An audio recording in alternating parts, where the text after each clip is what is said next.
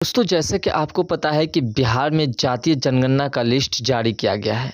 अब उसके बाद बिहार सरकार ने एक नई योजना जारी की है, एक नई कानून जारी की है, जिसमें लोगों की ज़मीन हड़पी जा सकती है, ऐसा कहा जाता है।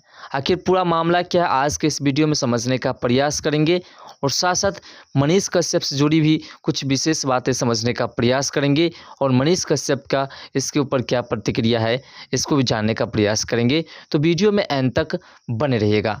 सबसे पहले दोस्तों आपको बता दें कि जातीय जनगणना जो जारी किया गया है, इसमें लोगों द्वारा कहा जाता है कि यादव की जनसंख्या सबसे अधिक दिखाई गई है। यानी कि जो जातीय जनगणना कराई गई है, ये इस तरीके से कराई गई है जिसमें किसी एक विशेष जाति को सबसे अधिक दिखाने का काम किया गया है और वो है यादव। ऐसा रिपोर्ट्स के मुताबिक लोगों का कहना है। लोगों का कहना है कि यादव जाति की जनसंख्या अधिक इसलिए दिखाई गई है जिससे कि वोट कलेक्ट करने में सुविधा होगी और इसी बात को लेकर के अब विवाद चल रहा है सभी जाति के। जैसा कि आपको पता है कि एक बार मनीष कश्यप ने कहा था कि हमारे बिहार में जातीय जनगणना हो रही है और जातीय जनगणना के आधार पर लोगों को बांटने का काम किया जाएगा, लोगों को आपस में लड़ाने का काम किया जाएगा और वाकई में वही काम हो रहा है। अब लोग आपस में लड़ रहे हैं कि हमारी संख्या इतनी कम कैसे हो गई और उसकी जनसंख्या उतनी अधिक कैसे हो गई। दोस्तों अब बता दें आपको कि इसी के बाद तेजस्वी यादव ने एक रिपोर्ट जारी किया है जिसमें उसने कहा है कि जिसकी जनसंख्या अधिक है उसके पास ज़मीन कम है और जब जनसंख्या अधिक है और ज़मीन कम है तो उसको ज़मीन मिलना चाहिए। इसको लेकर के अब लोगों के मन में प्रश्न उठ रहा है कि क्या हमारी ज़मीन जो हमारी पर्सनल ज़मीन है, जो हमारी खुद की ज़मीन है, जो हमने खुद खरीदे हैं, उस ज़मीन को क्या हमसे वापस ले ली जाएगी सरकार द्वारा? क्या उसको हमसे लेकर के किसी अन्य व्यक्ति को दे दी जाएगी जिसके पास नहीं है? कहा जाता है कि जिसकी जनसंख्या अधिक है उसके पास रहने योग्य पर्याप्त भूमि नहीं है। इस बात को लेकर के अब विवाद चल रहा है। आपको बता दें कि इंडिया गठबंधन जो बनाया गया है, इंडी अलायंस, उसके जितने भी नेता हैं वो सभी अपने राज्य में इस तरह के कानून को लागू करना चाहते हैं। ऐसा इसलिए करना चाहते हैं ताकि उसके जाति के जो लोग हैं उसको बेहतरीन से बेहतरीन प्रोडक्शन मिल सके और बेहतरीन से बेहतरीन तरीके से व्यवस्था हो सके। इसलिए बिहार में भी जातीय जनगणना को उसी मुद्दे से देखा गया है और यादव की जनसंख्या अधिक है तो तेजस्वी यादव का कहना है कि यादव के पास भूमि कम है, इसलिए लोगों का मानना है कि हमारी भूमि छीन करके और उसको दे दिया जाएगा। तो दोस्तों सबसे पहले आपको समझा दें, जो आपका ज़मीन है उस ज़मीन को कोई छीन नहीं सकता है, उस पर कोई अधिकार नहीं कर सकता है, वो सरकार हो या कोई और हो, क्योंकि हम टैक्स देते हैं सरकार को, हम ज़मीन का रसीद कटाते हैं। इसका मतलब साफ है कि हम सरकार को टैक्स देते हैं और कोई कार्य भी होता है तो वो हमारे ही पैसे से होता है, हमारे ही टैक्स के पैसे से होता है। तो प्रश्न ये उठता है कि आखिर फिर कहा जा रहा है कि ज़मीन कम है, जिसकी जनसंख्या अधिक है, तो फिर उसके साथ क्या होगा?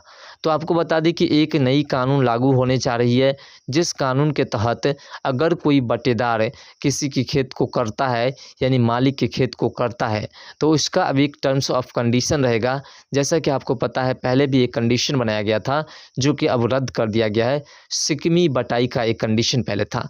सिकमी बटाई में ये था कि जो ज़मीन अधिक दिनों तक बटेदार अगर करता है मालिक का, तो उसके बाद जब मालिक उसे हटाने की कोशिश करेगा तो उसमें से उसको कुछ हिस्सा देना पड़ेगा।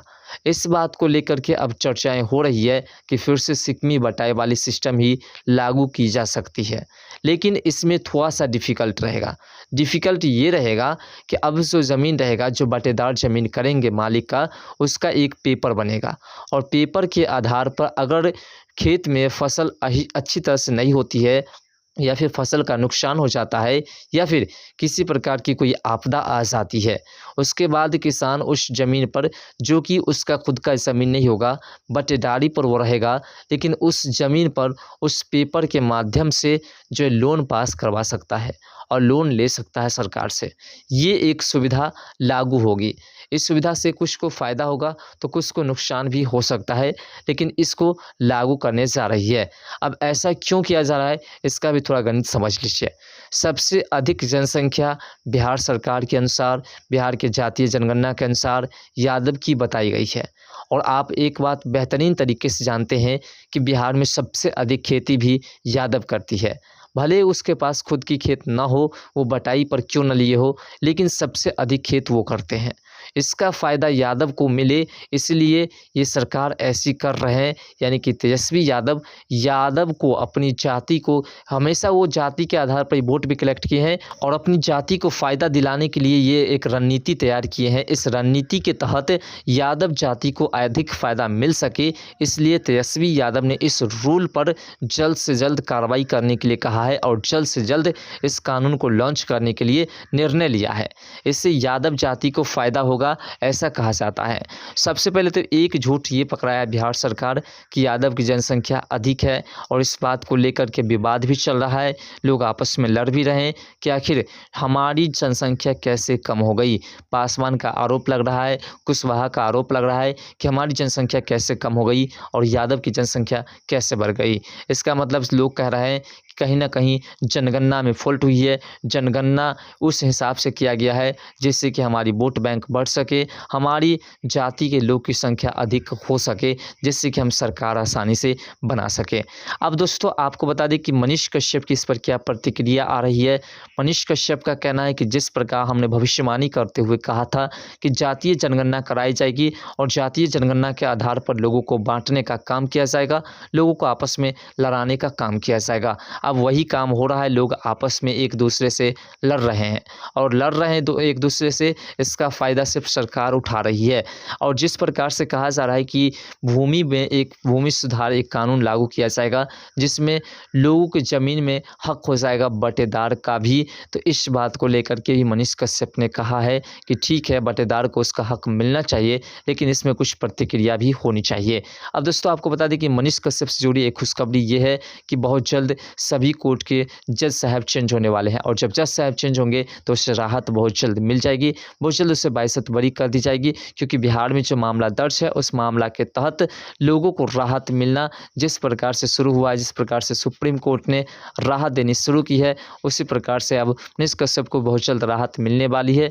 ऐसा इसलिए क्योंकि बिहार के जितने भी कोर्ट्स हैं, जो हाई कोर्ट्स हो या फिर लोअर कोर्ट्स हो, सभी कोर्ट्स के अब जज साहब को चेंज किए जा रहे हैं और जज साहब को सुप्रीम कोर्ट के आदेशानुसार, सुप्रीम कोर्ट के अधिकार के हिसाब से चेंज किया जाएगा, जिससे कि फ़ायदा सभी को मिलेंगे। जितने भी डिजिटल मीडिया के पत्रकार हैं या फिर जनरली मीडिया के पत्रकार हैं, उन सभी पत्रकारों को राहत मिलेगी क्योंकि सुप्रीम कोर्ट ने एक आदेश जारी किया था जिसमें कहा था कि अगर कोई गलत रिपोर्टिंग कर भी देता है तो उसके ऊपर कार्रवाई नहीं होगी।